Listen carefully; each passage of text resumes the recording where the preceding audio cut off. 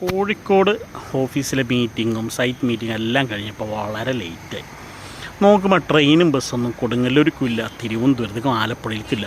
പിന്നുള്ള ട്രെയിൻ ജനശതാബ്ദിയാണ് 1:30 പിറ്റേ ദിവസം. അപ്പോൾ അത്ര ടൈമുണ്ട്. അപ്പോൾ ഇന്ന് കോഴിക്കോട് നിൽക്കാമെന്ന് വിചാരിച്ചു. അങ്ങനെ പഴയ സുഹൃത്തുക്കളെല്ലാവരെയും വിളിച്ചു. പക്ഷേ എല്ലാവരും ബിസിയായി. കാരണം 10 വർഷം മുമ്പുള്ള സുഹൃത്തുക്കളല്ല.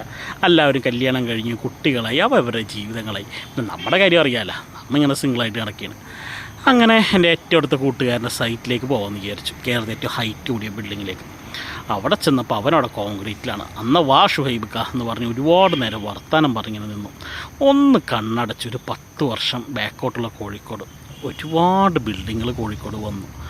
നഗരം ഇപ്പോൾ കത്തി നിൽക്കുകയാണ്. സുന്ദരമായൊരു ഭംഗി. 10 വർഷം മുമ്പ് ഇത്ര ബിൽഡിങ്ങൊന്നും കോഴിക്കോട് ഉണ്ടായിരുന്നില്ല. പിന്നെ നോക്കുമ്പോൾ മൊബൈലിലേക്ക് ഒരുപാട് നാൾക്ക് ശേഷം എൻ്റെ പ്രിയ കൂട്ടുകാരി വിളിക്കുന്നു. ആ വിളിക്കൊരു പ്രത്യേകതയുണ്ട്, സന്തോഷമുണ്ട്. അതെന്താണെന്ന് പിന്നെ പറയാം. എന്തായാലും